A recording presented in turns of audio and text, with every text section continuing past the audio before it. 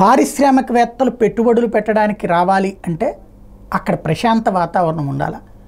ఎలాంటి ఘర్షణ వాతావరణం ఉండకూడదు, ఎలాంటి ఒత్తిళ్లు ఉండకూడదు, రాజకీయ ఒత్తిళ్లు అసలే ఉండకూడదు. రాజకీయపరమైన ఒత్తిళ్లు కనుక జరిగితే ఆ రాష్ట్రం మీద కాన్సన్ట్రేట్ చేయరు. కర్ణాటక బాగుపడిందన్న, అలాగే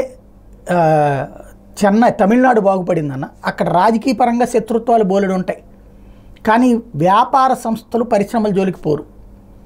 ఉమ్మడి రాష్ట్రంలో ఆంధ్రప్రదేశ్లో కూడా అలాంటి వాతావరణం ఉంది కాబట్టి ఈ మూడు రాష్ట్రాలకి మంచి అవకాశం లభించింది. రాష్ట్ర విభజన సందర్భంలో ఆంధ్ర తెలంగాణ వివాదాలు రేగినటువంటి సందర్భంలో కొంత కన్ఫ్యూజన్ ఉంది ఇక్కడ పెట్టుబడుల విషయంలో.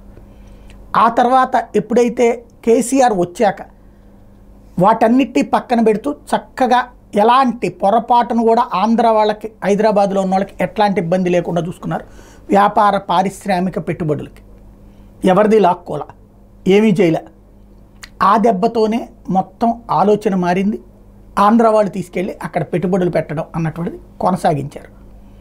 అలాగా ఎలాంటి అంటే రాష్ట్ర విభజన గందరగోళం తర్వాత కూడా కేసీఆర్ ఏ ఇబ్బంది లేకుండా అక్కడ చేసుకురాగలిగారు, సక్సెస్ అయింది.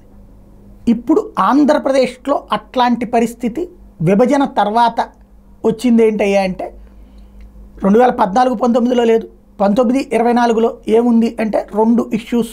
ఒకటి అమర్ రాజా బ్యాటరీస్కి సంబంధించి జరిగినటువంటి వ్యవహారం, పర్యావరణం పేరుతో వాళ్ళని ఇబ్బంది పెట్టే ప్రయత్నం.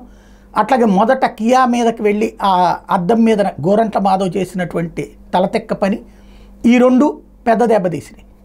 ఆ రెండుటి అంశాలే చివరిదాకా చెప్పుకోవడమైంది. మిగతాయి బోల్డ్ పరిశ్రమలు వచ్చినాయి, రాలేదు అని చెప్పడం అమాయకత్వం. అదానీలు వచ్చి పెట్టుబడులు పెట్టారు, అంబానీలు వచ్చి పెట్టుబడులు పెట్టారు, సింగానియాలు వచ్చి పెట్టుబడులు పెట్టారు. దేశంలో ఎవరెవరు ప్రముఖులు ఉన్నారో వాళ్ళందరూ పెట్టుబడులు పెట్టారు. అయితే పెట్టుబడులు ఏమీ రాలేదు అని చెప్తూనే వీటికి సంబంధించినటువంటి దాంట్లో వీళ్ళకి దోచిపెడుతున్నారు అన్నటువంటి ప్రచారం జరిగింది. ఇప్పుడు ఆ ప్రచారం నేషనల్ మీడియా నోటీస్లో కూడా అట్లాగే ఉంది.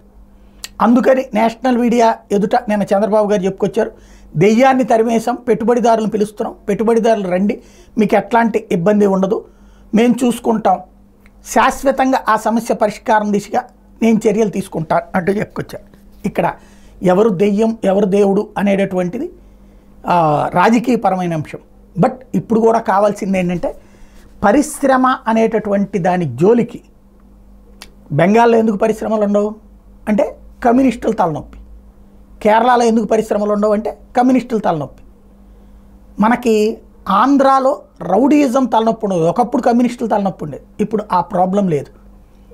చక్కటి సహజ వనరులు ఉన్నాయి, కానీ మీ ఫ్యాక్టరీలో నాకు ఇది కావాలి, ఏది లారీల సప్లై, లారీలకు సంబంధించింది నాకు కావాలి, లేకపోతే దాన్ని ఏమంటారు డిస్ట్రిబ్యూషన్ నాకు కావాలి, ఇట్లాంటిది ప్రెషర్ పెడితే వాళ్ళు వ్యాపారాలు చేయలేరు.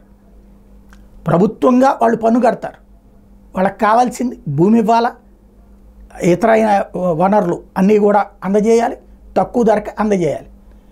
వాళ్ళప్పుడు ఆ పెట్టుబడి పెడతారు, చేస్తారు. కానీ రాజకీయాల కోసం ఫ్యాక్టరీల జోలికి పోతే మాత్రం, కంపెనీల జోలికి, వ్యాపారాల జోలికి పోతే ఏ వ్యాపారస్తులు పెట్టుబడి పెట్టడు. ఈవెన్ మన వాళ్ళు ఇప్పటికే ఎందుకు, చిన్న ఎగ్జాంపుల్ సింపుల్, మన వాళ్ళందరూ బెంగళూరులోను, చెన్నైలోను, హైదరాబాదులో ఎందుకు పెట్టుబడి పెడుతున్నారు, ఇక్కడ ఎందుకు పెట్టట్లేదు? దేశ విదేశాల్లో పెట్టుబడి పెట్టే మన వాళ్ళందరూ ఇక్కడ ఎందుకు పెట్టట్లేదు? ఇక్కడ రాజకీయ దరిద్రం, ఆ దరిద్రాన్ని సెటరైట్ చేయాల్సిన బాధ్యత మాత్రం ఉంది.